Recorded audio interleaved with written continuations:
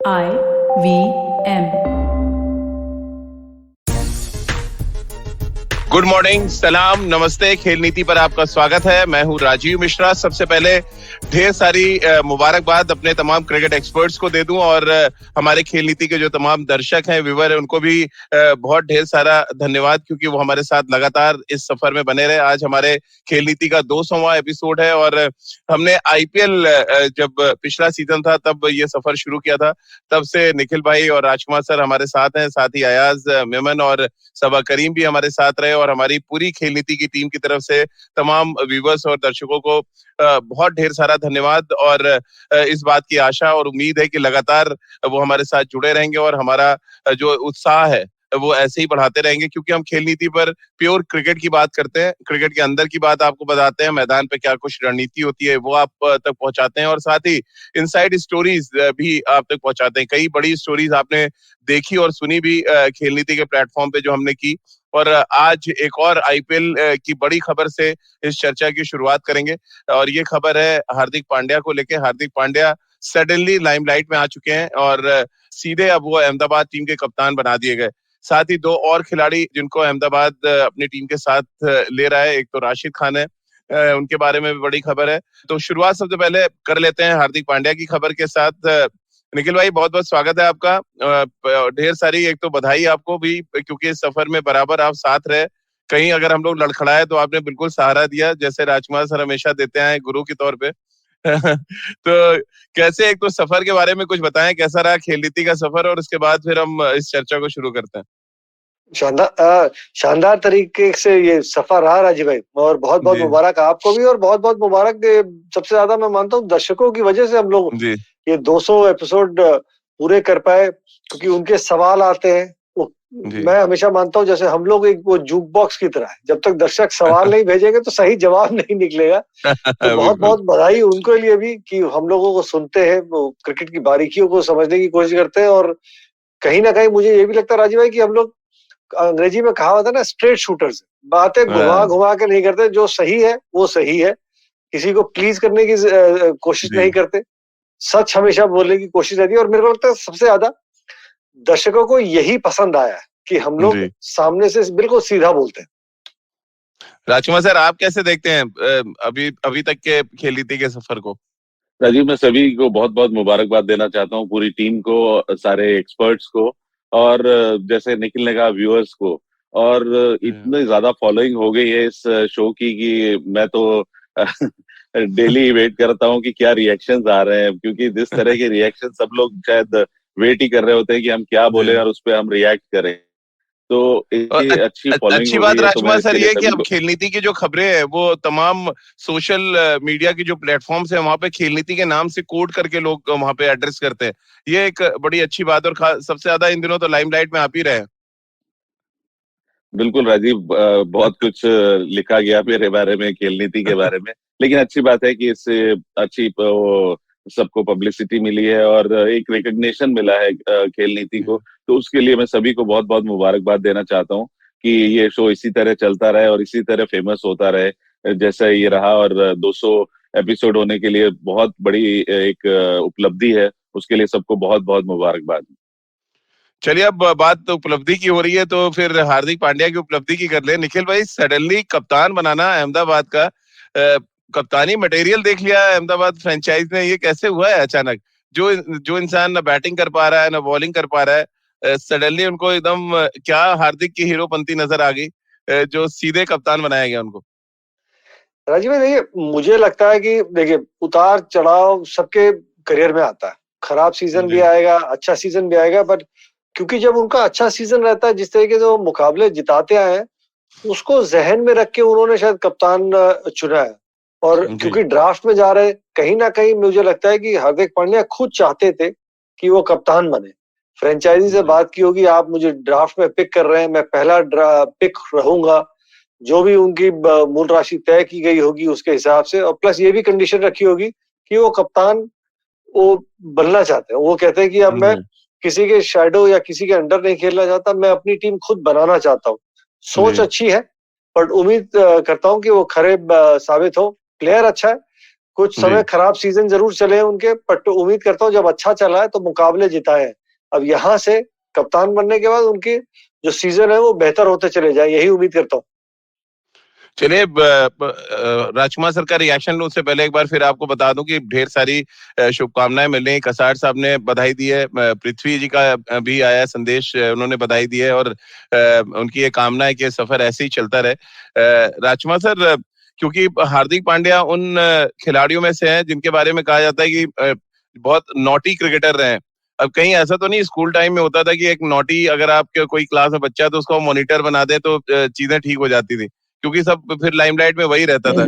क्या ये एक चीज है? देखिए, उनकी क्रिकेटिंग टैलेंट पे किसी को शक नहीं है, खासतौर से अगर T20 फॉर्मेट की बात करें, बट अभी हाल फिलहाल जिस तरह का फॉर्म रहा है, थोड़ा सरप्राइज हर कोई हुआ था। आप भी सरप्राइज हुए? आपको लगा कभी कि कप्तानी मटेरियल है हार्दिक पांड्या में?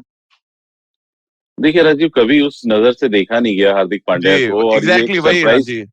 एक सरप्राइज की तरह आया है सभी के लिए।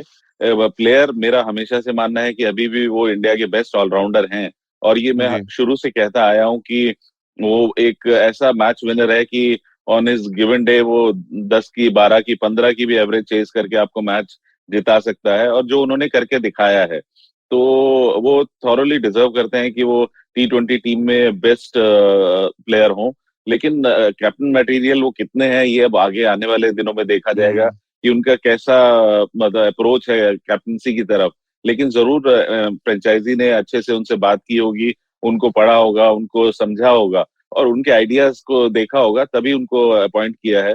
तो मुझे लगता है कि उनका सफर जो शुरू हुआ है, ये बहुत अच्छा होना चाहिए, और मैं उनको बहुत बेस्ट विशेस देता हूँ। निखिल भाई, क्योंकि बहुत कलरफुल क्रिकेटर रहे हैं, कैरेबियन फ्लेवर जब भी वो आते हैं उनकी बॉडी लैंग्वेज में, उनके खेलने के अंदाज में नजर आता है। अब ये कलरफुल क्रिकेटर कैप्टन है।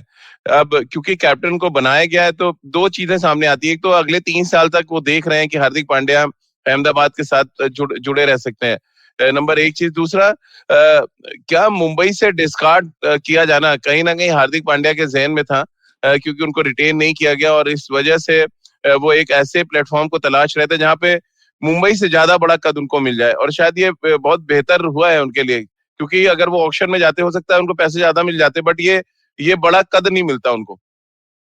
ये बहुत बड़ा कद है राजीव भाई, मैं जी। बिल्कुल आपसे सहमत हूँ। और एक टीम का हिस्सा होना और एक टीम को बना के आगे लेके जाना, वो मैं मानता हूँ ये एक बहुत बड़ा ओहदा है। और आपने कहा कि 3 साल, मुझे लगता है कि आने वाले समय के लिए अगर जब तक खुद वो नहीं चाहते छोड़ना, मुझे नहीं लगता कि वो अहमदाबाद छोड़ेंगे। एक तो वो कम्युनिटी को पूरी तरीके से वो जोड़ के रखते हैं, क्योंकि जब आप फ्रेंचाइजी के कप्तान बनाए जाते हैं, आप एक फ्रेंचाइजी के साथ जुड़ते हैं किसी भी सीनियर प्लेयर को, तो बहुत सारी चीजें देखी जाती है, मार्केटिंग देखी जाती है, किस तरीके से वहाँ लोकल आप जो विज्ञापन है वहां वो कर सकते हैं, आप किस तरीके से आप टीम की स्पॉन्सरशिप की तरफ देख सकते हैं। और आपने जिस तरीके से कहा, हम सब जानते भी हैं कि बहुत मस्त मौला खिलाड़ी है, हमेशा सुर्खियों में रहते हैं, तो कहीं ना कहीं वो ये सब चीजें उनके साथ वो जुड़ती है।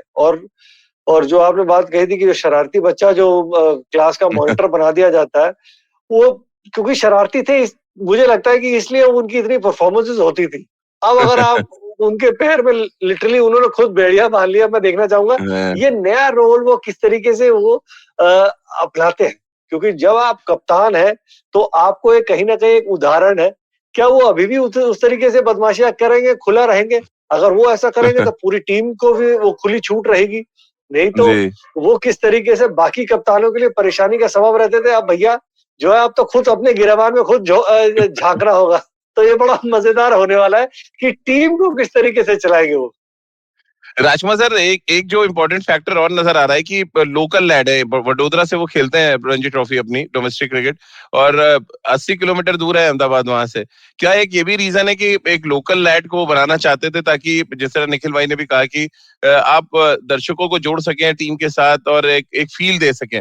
नंबर एक चीज ये है, और दूसरा ये कि जिस तरह से हार्दिक पांड्या ने मुंबई इंडियंस के जो 5 ट्रॉफी जीती, बड़ा किरदार निभाया उसमें हार्दिक पांड्या ने। तो क्या ये भी फ्रेंचाइजी के जहन में था कि मैच सिचुएशन को शायद बहुत बेहतर तरीके से वो समझते हैं, और टीम को आगे ले जाने में अगर मुंबई को आगे ले जा सकते हैं एज अ प्लेयर, तो एज अ कैप्टन वो क्या कुछ कंट्रीब्यूट कर सकते हैं, ये भी देखा होगा फ्रेंचाइजी ने? बिल्कुल राजीव, दोनों ही चीजें बहुत इंपॉर्टेंट थी। सबसे इम्पोर्टेंट है कि वो एक लोकल लैड है जो वहाँ की कम्युनिटी से बहुत अच्छे से रिलेट करते हैं। वहाँ फैन बेस उनका बहुत बड़ा है वहाँ पर, और एक फ्रेंचाइजी को जो चीजें चाहिए स्पॉन्सरशिप और उसके लिए वो एक आइडल फेस है उस चीज के लिए। तो वो सब चीजें देखी होंगी फ्रेंचाइजी ने। प्लस साथ साथ जिस तरह के वो मैच विनर है, जो उनका कंट्रीब्यूशन रहा है आईपीएल में मुंबई के लिए, वो सभी भली भांति जानते हैं। और वो ऐसा नहीं है कि वो कैलकुलेटिव बल्लेबाजी नहीं करते थे या गेंदबाजी नहीं करते थे। बहुत श्रूड बल्लेबाजी करके उन्होंने बहुत से मैचेस जिताए हैं। ऐसा नहीं कि उन्होंने जाते ही शॉट्स मारने शुरू किए, उन्होंने बिल्ड किए हैं अपनी पारियां और कैलकुलेटिव तरीके से मैचेस जिताए हैं। तो वो दर्शाता है कि उनमें एक अच्छा क्रिकेटिंग ब्रेन भी है। तो ये सारी चीजें एसेस करने के बाद ही उनको कप्तान बनाया गया है। और मुझे लगता है कि एक बहुत बड़ा मौका है उनके लिए कि वो अच्छा करें और एक एग्जाम्पल सेट करें कि इस तरह का खिलाड़ी भी वो लीड कर सकता है टीम को और सक्सेसफुल बना सकता है। कसार साहब ने एक सवाल पूछा है कि हार्दिक पांड्या क्योंकि टीम के साथ जोड़े गए, अहमदाबाद के साथ कप्तान बनाया गया, और अब जो 10 टीमें हैं निखिल भाई, उनमें कप्तानों की अगर लिस्ट देखें तो उसमें मैं एड ऑन कर रहा हूँ कसार साहब के सवाल में, तो लगभग 8 टीम ऐसी नजर आ रही है जहां पे भारतीय खिलाड़ी कप्तान है। अब ये एक्चुअली इंडियन प्रीमियर लीग अब लगने लगी है। पहले तो आईपीएल की ज्यादातर टीमों में विदेशी कप्तान नजर आते थे। अगर हम अब गिनना शुरू करें, वो चाहे मुंबई हो, चेन्नई हो, दिल्ली हो या अहमदाबाद हो या लखनऊ हो, 5 टीमें तो अभी हमने गिन ली जिनके भारतीय कप्तान है। राजस्थान रॉयल्स भी अगर आप जोड़ रहे हैं तो 6 टीम हो गई कम से कम जहां पे भारतीय कप्तान है। ये एक अच्छे संकेत मान रहे हैं और हमेशा आप पैरवी करते रहे निखिल भाई की भारतीय कप्तान होना चाहिए। कम्युनिकेशन स्किल भी थोड़ी सी ठीक होती है क्योंकि 4 आपके डोमेस्टिक क्रिकेटर हमेशा प्लेइंग 11 में रहते हैं और आप कम्युनिकेट बेहतर तरीके से कर सकते हैं। राजीव भाई, बड़ा फर्क पड़ता और मुझे लगता है एक्सपीरियंस के साथ बहुत सारे फ्रेंचाइजीज ने यही तय किया है। अब आप देखिए केकेआर में क्या हुआ, उसके बाद आप सनराइज हैदराबाद में वो केन विलियमसन थे तो उन्होंने संभाल लिया डेविड वॉर्नर के बाद। भारतीय कप्तान आपको रिप्लेस करने की जरूरत नहीं रहती है। अगर विदेशी खिलाड़ी है, किसी का खराब सीजन चल रहा हो तो वो फिर एक वो परेशानी का सबब रहता है, ना कि वो टीम चला पाते हैं। और फिर उसके बाद ड्रेसिंग रूम में इधर उधर देखे तो सभी खिलाड़ी उनकी तरफ भी देख रहे होते हैं कि भैया आपका बल्ला तो बोल नहीं रहा, लेकिन आप फिर भी कप्तान बने हुए हैं और खेले जा रहे हैं। तो वो रिस्पेक्ट ड्रेसिंग रूम का होना भी बहुत जरूरी है। तो मेरे मानने में, अब आपने कहा जो इंडियन प्रीमियर लीग है, इंडियन प्रीमियर लीग लग भी रही है और यही आगे का ये वो रहस्य है कि आपको टीम चलानी है तो भारतीय कप्तान आपके पास कहीं ज्यादा एक बेहतर विकल्प। ये राजकुमार सर, ये नया ट्रेंड हम इन दिनों देख रहे हैं। पहले होता था कि विदेशी खिलाड़ी के पीछे फ्रेंचाइज भागते थे, उनके कप्तान बनाते थे, सपोर्ट स्टाफ सारा उनका होता था। ये धीरे धीरे चेंज हो रहा है, जो एक बेहतर संकेत इसको मैं मान रहा हूँ। आप कैसे देखते हैं? मतलब अभी जो मैं 6 टीमें गिनी है, हो सकता है अगली 4 टीमें, क्योंकि विराट ने भी कप्तानी छोड़ी है, हो सकता है कोई भारतीय वहां पे, श्रेयस अय्यर का नाम बहुत ज्यादा चल रहा है कि आरसीबी के कप्तान हो सकते हैं। ठीक वैसे ही अगर हम बाकी की टीमों पे नजर डालें, सनराइजर्स हैदराबाद हो या कोलकाता हो, आपको लग रहा है एक रूल से बनना चाहिए या एक लाइन सी होनी चाहिए, कोशिश करें कि भारतीय कप्तान ही रहे इंडियन प्रीमियर लीग में? नहीं, बहुत अच्छी बात है राजीव ये, क्योंकि आप एक तो कम्युनिकेट अच्छे से करते हैं, लोकल कंडीशंस को बेहतर जानते हैं, लोकल प्लेयर्स को ज्यादा अच्छे से आप कम्युनिकेट कर पाते हैं, अच्छे से उनको जानते हैं कि वो किस बैकग्राउंड से वो आ रहे हैं। कई बार देखा गया है कि फॉरेन कोचेस थे कुछ हमारे, स्पेशली नॉर्थ इंडियन क्रिकेटर्स, तो उनकी बात ही नहीं समझ पाते और यस करके या करके चले जाते हैं कि हाँ ठीक है। तो वो कम्युनिकेशन काफी एक प्रॉब्लम रहती है। तो कहीं ना कहीं अच्छी बात है ये कि ये कप्तान अब भारतीय होंगे। मेरा तो सजेशन है कि यहाँ पर सपोर्ट स्टाफ भी, क्या इंडियन कोचेस इतने अच्छे नहीं है कि वो भारतीय T20 की फ्रेंचाइजी टीमों को संभाल सकें? तो कहीं ना कहीं शायद सोचना होगा गवर्निंग बॉडी को या फ्रेंचाइजी को भी कि अगर भारतीय कोचेस भी होंगे वहां पर तो और ज्यादा अच्छा होगा टीम के लिए। तो चलिए एक ब्रेक लेते हैं, ब्रेक के बाद वापस आएंगे। तो अहमदाबाद ने 2 और खिलाड़ियों को अपनी जो टीम में है उसमें शामिल किया है। दोनों खिलाड़ियों पे बातचीत करेंगे। दोनों बड़े मैच विनर हैं और शायद ऑक्शन में जाते तो ज्यादा पैसे मिल सकते थे, लेकिन क्या जो भी कुछ मिला, यानी कि ग्रेड 2 मिला होगा, ग्रेड 3 मिला होगा, इस पे आगे बातचीत करेंगे निखिल भाई और राजकुमार जी से। एक छोटा सा ब्रेक ले रहे हैं, तुरंत हाजिर होते हैं। If you love cricket, listen up. The Edges and Sledges Cricket Podcast is here for you. Hosted by DJ, Varun and me, Ashwin, we bring a fun, fresh fan's point of view to talking all things cricket. Sometimes it's just the three of us, sometimes we have guests, including current and former international cricketers. For new episodes every week, check out the Edges and Sledges Cricket Podcast on the IVM app, website, or wherever you get your podcasts. Break के बाद एक बार फिर आपका स्वागत है। निखिल भाई और राजकुमार sir के साथ आप देख रहे हैं और सुन रहे हैं खेल नीति। निखिल भाई, राशिद खान अहमदाबाद की तरफ अपना मुंह कर रहे हैं, रुख कर रहे हैं, और साथ ही ईशान किशन के बारे में भी बहुत ज्यादा खबरें आ चुकी हैं। कैसे आप देखते हैं इन दोनों खिलाड़ियों का अहमदाबाद में जाना? ही तो बहुत पावरफुल, अभी 3 खिलाड़ियों को देख के लग रहा है कि बहुत पावरफुल टीम बनने जा रही है। राजा 3 मैच विनर है, इसमें कोई दो राय नहीं है। आप हार्दिक पांड्या की बात करें, वो मैचेस जिताते हैं, कप्तान बनेंगे। राशिद खान, बड़ा रेयर ऐसा होता है कि वो 4 ओवर जब वो डालते हैं तो वो विकेट नहीं लेते। अगर वो विकेट चटकाते हैं, साथ में वो जो प्रेशर क्रिएट किया जाता है, वो दूसरा बॉलर दूसरी छोर से वो भी उसका फायदा उठा पाता है। और साथ में ईशान किशन जिस तरीके के फॉर्म में वो चल रहे थे, वो अपने आप में एक बहुत बड़े मैच विनर है। तो मैं मानता हूं कि ये बड़ी एक सॉलिड टीम है। आपका जो एक न्यूक्लियस बन रहा है, इसके इर्द गिर्द बाकी के सारे खिलाड़ी आएंगे। इसके साथ अगर इनको ऑक्शन में 1 या 2 अच्छे फास्ट बॉलर मिल जाते हैं तो और टीम जो है वो मजबूत नजर आएगी। अब यही चीजें तो वो पिलर्स बनाने की कोशिश करते हैं कि आप 4 पिलर खड़े कर देते हैं, एक स्पिनर, एक धमाकेदार ऑलराउंडर जो एक्स फैक्टर प्लेयर रहता है, एक आपके पास ओपनिंग बैट्समैन होता है, और फिर आप बाकी के प्लेयर्स को आप पिक करके बना सकते हैं। पर ये एक बहुत बढ़िया नींव है अहमदाबाद के लिए। जो ये खिलाड़ी 3 इन्होंने, अगर ये तीनों खिलाड़ी इनके पास आ जाते हैं, अगर इसकी घोषणा कर दी है, तो ये एक अच्छी शुरुआत है अहमदाबाद के लिए। तो आपको लग रहा है राजकुमार सर, राशिद खान और ईशान किशन मान गए होंगे? क्योंकि आपको जब आप खिलाड़ियों को रखते हैं अपनी टीम में, तो 3 ही शायद कैटेगरीज हैं जहां पे आप खिलाड़ियों को डिवाइड कर सकते हैं। यानी कि 2nd या 3rd नंबर पे ईशान किशन या राशिद खान होंगे। ऑक्शन में जाते हैं तो शायद ये चीज डबल भी हो सकती थी। क्या रीजन आप देख रहे हैं कि इसमें मानने को तैयार हो गए होंगे राशिद खान और ईशान किशन? देखिए राजीव, जब उनकी फ्रेंचाइजी ने रिटेन नहीं किया तो एक प्लेयर को लगता है कि कंट्रीब्यूशन इतना होने के बावजूद अगर मेरी इस टीम में जगह पक्की नहीं है तो मैं एक नई जगह ट्राई कर सकता हूँ। और साथ साथ फिर फ्रेंचाइजी ने उनका इंटरेस्ट भी लुक आफ्टर किया होगा। उन्हें लगा होगा एक नई टीम बिल्ड कर रहे हैं हम लोग, एक जो होता है कि हम यहाँ से स्टार्ट कर रहे हैं, तो वो एक फीलिंग एक अलग होती है कि हम सब मिलके टीम बनाएंगे, एक अच्छी टीम बनाएंगे, मिलके खेलेंगे और ये टूर्नामेंट जीत के दिखाएंगे। और ये तीनों ही नाम बड़े नाम है T20 क्रिकेट में, तो एक अच्छी शुरुआत में कहूंगा अहमदाबाद की तरफ से है।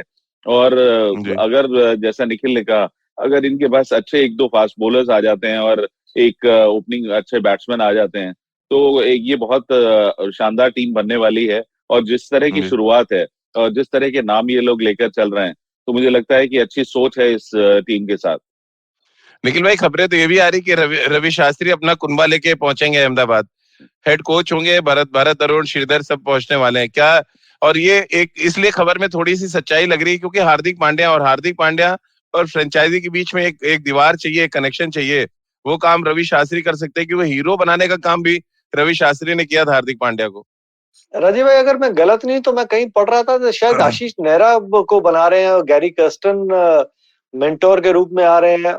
ये मैंने सुना ये नाम। मुझे नहीं लगता कि रवि भाई कोचिंग की तरफ जा रहे हैं। जो अभी तक मुझे पता, मैंने कहीं पढ़ा था कि अहमदाबाद के फ्रेंचाइजी के कोच जो हैं वो आशीष नेहरा रहेंगे, मेंटोर के रूप में गैरी कर्स्टन रहेंगे, और विक्रम सोलंकी रहेंगे शायद डायरेक्टर क्रिकेट ऑपरेशंस, जो मैंने सुना था। अब यही चलेगा तो ये भी एक सपोर्ट स्टाफ के रूप में ये मजबूत टीम रहेगी, क्योंकि आशीष के पास अनुभव है, गैरी कर्स्टन हम सब जानते हैं उन्होंने क्या किया है, तो ये भी एक मजेदार टीम होने वाली है। लेकिन अगर रवि शास्त्री जाते हैं राजकुमार जी, तो आपको लग रहा है ये भी एक अनोखी पहल होगी कि पूरा सपोर्ट स्टाफ जो है वो भारतीय होगा? अभी देखिए श्योर नहीं है, जैसे निखिल भी कह रहा है, तो मुझे भी यही सुनने में आया था कि शायद आशीष वहां पर जा रहा है। तो लेकिन अगर रवि जाते हैं तो वो अपना पूरा सपोर्ट स्टाफ लेके जाएंगे। और एक के साथ 3 फ्री वाली कॉम्बिनेशन चलता है उनके साथ। नहीं, वो एस्टेब्लिश्ड है, लेकिन सब अपने उसमें मास्टर है राजीव, इसीलिए इंडियन टीम ने भी इतना अच्छा किया था। तो भारत अरुण भी अपनी बॉलिंग में काफी मतलब अच्छी उनकी कमांड है उनको बॉलर्स के साथ। एनसीए में काफी काम किया है उन्होंने, तो एक अच्छा सेटअप है उनका, एक अच्छी अंडरस्टैंडिंग है तीनों के बीच में। तो अगर वो कहीं जाते हैं तो काफी यूजफुल हो सकते हैं वो किसी भी फ्रेंचाइजी के लिए। चलिए, ये तो बात हो गई आईपीएल की। अब जरा बात कर लेते हैं आज सेंचुरियन में जो टेस्ट मैच शुरू हो रहा है, यानी सीरीज का आखिरी टेस्ट मैच, साल का दूसरा टेस्ट मैच। इस टेस्ट मैच से पहले बड़ी खबर आई विराट कोहली को लेके। विराट कोहली फिट हैं और मैदान पर उतरेंगे और पहली बार वो प्रेस कॉन्फ्रेंस में भी नजर आए, वो भी एक बड़ी खबर थी। और जैसे ही विराट के आने की खबर आई, राजकुमार सर, डीन एल्गर का एक बड़ा स्टेटमेंट आया प्रेस कॉन्फ्रेंस में कि Virat Kohli brings a different dynamic to the game, he is a world class player and very experience, his name speaks for itself. ये अपने आप में ही दर्शाता है कि विराट का आना दक्षिण अफ्रीकी गेम में किस तरह हलचल मचाता है और जोहानिसबर्ग में क्या कुछ कमी हमने महसूस की।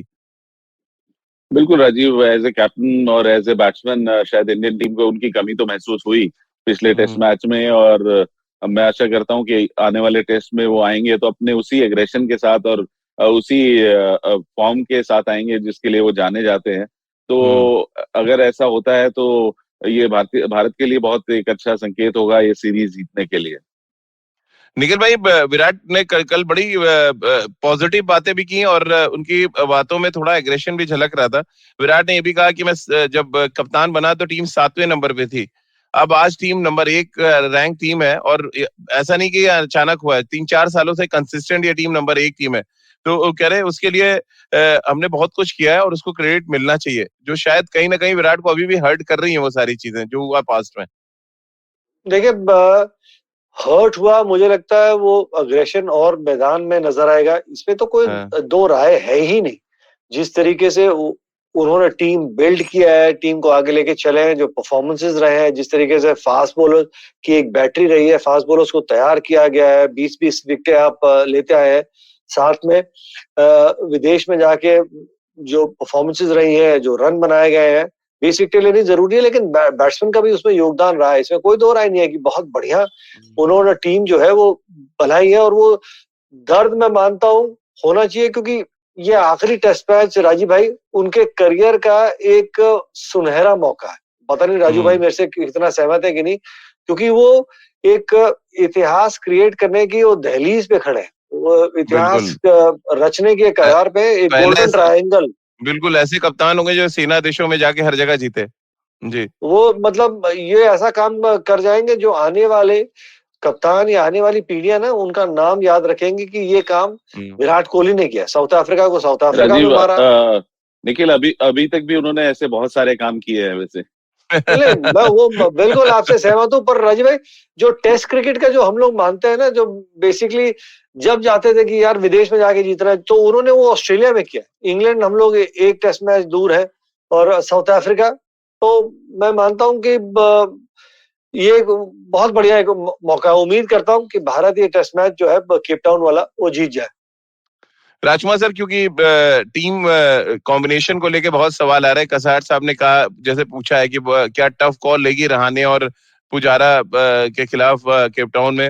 वहीं विराट ने जो बात कही, अब मैं पीछे की बात बता दूं, विराट ने कहा कि रहाणे और पुजारा का जो एक्सपीरियंस है वो प्राइसलेस है और इन्होंने कई मौकों पे अच्छा किया और पिछले टेस्ट मैच में उन्होंने करके दिखाया और ऑस्ट्रेलिया में भी किया। यानी संकेत तो साफ है कि रहाणे और पुजारा खेलेंगे तीसरा टेस्ट मैच और हनुमा विहारी की बलि चढ़ेगी। बिल्कुल राजीव, ऐसा ही लगता है विराट की बातों से कि शायद दोनों खेलेंगे। और देखिए, दोनों चैंपियन प्लेयर हैं, इसमें कोई डाउट नहीं है। बहुत शानदार उनका पास में प्रदर्शन रहा है। फॉर्म जरूर थोड़ा सा खराब रहा है उनका पिछले दिनों, लेकिन यही फिर टीम मैनेजमेंट या कप्तान की जिम्मेदारी होती है कि आप उस समय अपने प्लेयर को बैक करें जब उसको जरूरत है आपकी सपोर्ट की। तो शायद विराट कहीं ना कहीं उसी आइडियोलॉजी पे काम करते हैं कि जब आप जानते हैं कि प्लेयर अच्छा है, उसने पास में बहुत शानदार प्रदर्शन किया है, अगर फॉर्म थोड़ा सा उसका खराब चल रहा है तो उसी समय उसको जरूरत है कि उसके आप कंधे पर हाथ रखें या उसको सपोर्ट करें।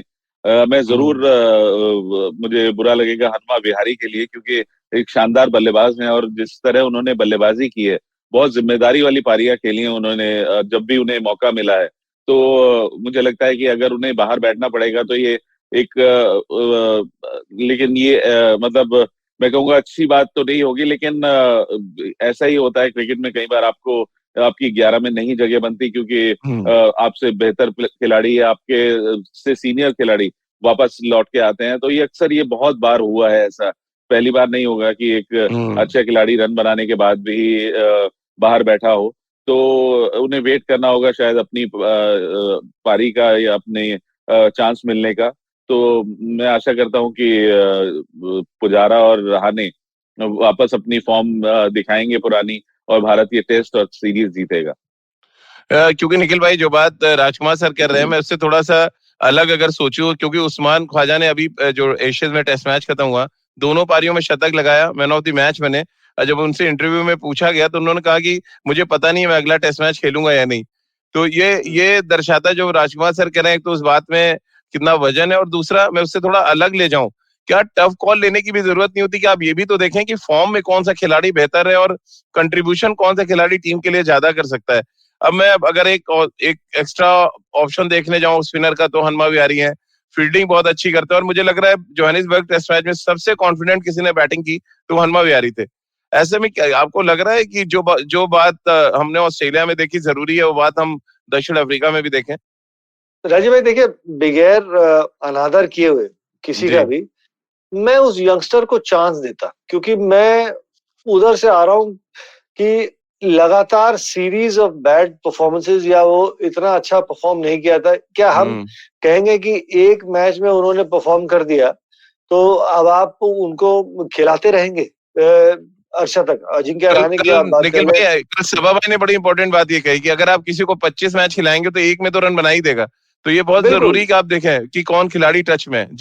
जी, और जिस तरीके से हम सब देख रहे हैं कि हनुमा विहारी जिस कॉन्फिडेंस से बैटिंग कर रहा है, क्योंकि आप उस यंगस्टर को उस समय चांस नहीं दोगे जब वो अच्छा परफॉर्म कर रहा है, तो वो बाहर बैठे बैठे भी तो स्टेल हो जाएगा। उसकी जब बारी आएगी तो वो फ्रेशनेस, वो जो कॉन्फिडेंस, वो टच जो रहता है, तो मेरे लिए राजीव भाई, मैं शायद अजिंक्य रहाणे की जगह पे हनुमा विहारी को खिलाता, क्योंकि एक वो यंगस्टर के तौर पे अच्छा कर रहे हैं, और साउथ अफ्रीका ए में भी वो लगातार रन बना रहे थे और कॉन्फिडेंस के साथ, और अगर जरूरत पड़ी तो 2-4 ओवर डाल सकते हैं, वो बात की बात। पर बतौर बैट्समैन भी आप ऐसे बैट्समैन के साथ जाना चाहेंगे जो आप भविष्य एक तरीके से सिक्योर कर रहे हैं, और अजिंक्य रहाणे ने जो भारतीय क्रिकेट के लिए किया है वो कॉन्ट्रीब्यूशन बहुत बढ़िया रहे, बगैर उनके अनादर। लेकिन ये गेम ऐसा है, आप अपने देश को रिप्रेजेंट कर रहे हैं, कभी ना कभी आपकी बारी आएगी जब आपको बाहर बैठना पड़ेगा। आपने भी तो किसी को रिप्लेस किया था, तो उम्मीद करता हूं कि जब हनुमा विहारी की बारी आएगी, उनको मौका दिया जाएगा, तो उनको भी उसी तरीके से बैक किया जाए जिस तरीके से ये खिलाड़ियों को बैक किया जा रहा है, उनको भी उतने ही मौके दिए जाए। पृथ्वी का सवाल है राजकुमार जी आपके लिए, उनका कहना है कि क्या स्ट्रेटजी होनी चाहिए, आप क्या सजेस्ट करेंगे विराट को, जो केप टाउन टेस्ट मैच होने वाला है, क्योंकि 2018 में विराट यहाँ पर सीरीज का पहला टेस्ट मैच हार गए थे और वही कप्तान थे। क्या कुछ सीखा होगा और क्या कुछ स्ट्रेटजी आपको लग रहा है आप सजेस्ट करेंगे उनको? देखिए राजीव, स्ट्रेटजी बहुत क्लियर है यहाँ पर कि भारत को एग्रेसिव क्रिकेट खेलनी होगी, और जो कि एक फोटे भी रहा है विराट का कि वो एग्रेसिव क्रिकेट खेलते हैं। एग्रेसिव क्रिकेट मींस कि वो जीतने के लिए जाएंगे, और यहाँ पर बिल्कुल भी ये नहीं होगा कि वो मतलब सेफ डिसीजंस लें, एग्रेसिव डिसीजंस लेंगे, पहले बल्लेबाजी करें, जिससे चौथी पारी साउथ अफ्रीका खेले। पहली पारी में जरूर आपको वहां पर थोड़ा ग्रास मिलेगा, बाउंस होगा, लेकिन अगर आपको लगता है कि चौथी पारी में विकेट टूटेगा तो आप वो पहले दिन का रिस्क आप ले सकते हैं। अब ये देखना काफी कठिन होता है, हम यहाँ से बैठकर नहीं बोल सकते कि वहां पर विकेट कैसा होगा या आपको किस तरह पहले बल्लेबाजी करनी चाहिए या बाद में करनी चाहिए, लेकिन इंटेंट शुड बी एग्रेसिव और पॉजिटिव क्रिकेट खेलने की जरूरत है, जो हमेशा से भारतीय टीम विराट के अंदर खेलती आई है पिछले 5-6 सालों से। तो वही इंटेंट अगर कायम रखेंगे तो मुझे पूरी आशा है, और मुझे लगता है कि अभी भी साउथ अफ्रीका की बैटिंग बहुत फ्रेजाइल है, और भारत अगर शुरुआती विकेटें लेता है उनकी, और स्पेशली डीन एल्गर को जल्दी अगर हम आउट करते हैं, तो भारत टेस्ट मैचेस जीतने के चांसेस उतने ही ज्यादा बढ़ जाते हैं। जी, मयंक अग्रवाल को लेके एक सवाल आया है निखिल भाई कि भारत से बाहर मयंक अग्रवाल स्ट्रगल क्यों करते हैं, क्या रीजन आप देखते हैं? टेक्निक की दिक्कत है, जो एक पर्टिकुलर लेंथ है, जब वो खेलने को देखते हैं वो बैकफुट पे जाते नहीं, वो क्रीज की गहराई का इस्तेमाल नहीं कर पाते, वो सामने वाला पैर पे आगे ही रह जाता है और पीछे वाला पैर हवा में उड़ जाता है। तो पता चलता है कि जिस तरीके से कोई एक पर्टिकुलर लेंथ है ना राजीव भाई, उसको वो जज करने में वो थोड़ी सी एक वो स्प्लिट सेकंड लेट हो रहा है, इसीलिए उनका फुटवर्क इतना नहीं चल रहा है। पर ऐसा खिलाड़ी है, जिस तरीके से पहले टेस्ट मैच में भी उन्होंने वो रन बनाए थे, वो कहीं ना कहीं वो एडजस्टमेंट वाली बात है। और वो एडजस्टमेंट तब आती है जब आप अच्छे अंदाज से बल्लेबाजी कर रहे हैं, आपका फॉर्म अच्छा चल रहा है, तब वो एडजस्टमेंट हो जाती है। और इस समय तो उनके पास एक ऐसा कोच है जो ये सारी दिक्कतें बड़े आसानी से दूर कर सकता है, पर समय चाहिए होता है इन चीजों में सुधार लाने के। राहुल द्रविड़ ने भी ये टेक्निकल दिक्कत देखी होगी और उसमें सुधार करने को देखेंगे। और मुझे नहीं लगता कि वो ये परेशानी ज्यादा नजर आएगी, क्योंकि एक खिलाड़ी को जब पता रहती है कि मेरी दिक्कत क्या है, तो उसके हिसाब से वो एडजस्ट करके खेल सकता है। बहुत सी बारी क्या होता है कि खिलाड़ी को पता नहीं चलता, पर राहुल द्रविड़ साथ में, तो मुझे नहीं लगता कोई अब आने वाले समय में कोई परेशानी रहेगी। राजकुमार सर, चलते चलते एक आखिरी सवाल हमारे एक और व्यूवर उनका ले लेते हैं कि सर आज विराट कोहली रन ज्यादा बनाएंगे क्योंकि आज उनकी बेटी का भी बर्थडे है और कोच राहुल द्रविड़ का भी बर्थडे है, तो क्या दोनों को रिटर्न गिफ्ट देंगे विराट आज? मैं भी चाहूंगा कि ऐसा हो, विश करूंगा, दुआ करूंगा कि ऐसा हो। निखिल भाई, आप कैसे देखते हैं? यार तो बड़ा मोटिवेट करने वाला एक तरह से कहा जाए टाइम है विराट के लिए। देखिए राजीव भाई, मैं मानता हूँ जिस तरीके से वो बैटिंग कर रहे थे पहले टेस्ट मैच में भी, वो 35 रन बनाए थे, एक गेंद प्ले और मिस नहीं हुई, एक बॉल बीट नहीं हुए, डिफेंड कर रहा था, बैट के बीच में रख रही थी। अगर आप उस खिलाड़ी की बॉडी लैंग्वेज भी देखें ना, वो शॉट्स मारने को देख रहे थे, वो रन बना रहा था। और जो आउट भी हुआ तो 5वें स्टंप की गेंद थी, पर वो शॉट मारने की तरफ गया। एक खिलाड़ी जो फॉर्म में नहीं होता, वो पता चलता है कि डिफेंड कर रहा है, स्लिप में आउट हुआ, डिफेंड कर रहा है, वो बॉल मिस हुई, बोल्ड हो रहा है या एलबी हो रहा है, तो वो बॉल को ढूंढ रहा है। ये खिलाड़ी बॉल को ढूंढ नहीं रहा, ये तो रन बनाने को देख रहा है। तो मेरे लिए वो एक इनिंग, शायद ये टेस्ट मैच में हो, एक इनिंग दूर है और एक वो बड़ा शतक बनाने के। चलिए, तो खेल नीति की तरफ से ढेर सारी बधाई विराट को भी और अनुष्का को भी और उनकी बेटी को भी शुभकामनाएं। राजकुमार सर की तरफ से भी, निखिल भाई की तरफ से भी, हमारे तमाम व्यूवर्स की तरफ से भी, और हम सब भी उम्मीद कर रहे हैं कि आज विराट अपनी बेटी के पहले बर्थडे पर उनको रिटर्न गिफ्ट दें, शतक लगाएं और शायद इस 11 जनवरी को यादगार बना दें, क्योंकि विराट तारीखों की तासीर को बहुत अच्छी तरह से समझते हैं। बहुत बहुत शुक्रिया निखिल भाई आपका। राजकुमार सर आपका भी बहुत बहुत शुक्रिया। तो खेल नीति के साथ आप जुड़े रोज सुबह 9:30 पर खेल नीति के YouTube चैनल और IVM के फेसबुक पेज पर। इसके अलावा मुझसे जुड़ सकते हैं, अपने सवाल भेज सकते हैं। राजीव मिश्र मेरा ट्विटर हैंडल है। इसके अलावा आप खेल नीति का हर एपिसोड रोज सुन सकते हैं IVM ऐप पर, IVMpodcast.com पर, गाना, Spotify, सावन, गूगल पॉडकास्ट या अन्य IVM पॉडकास्टिंग नेटवर्क पर। आप सभी का बहुत बहुत शुक्रिया हमारे साथ जुड़ने के लिए। Hey everybody, it's been another great week on the IVM Podcast Network. On Think Fast, Varun and Suchita start off the new year with a deep dive into hybrid working models, the bustling creator economy, and end with some insights from the movie business.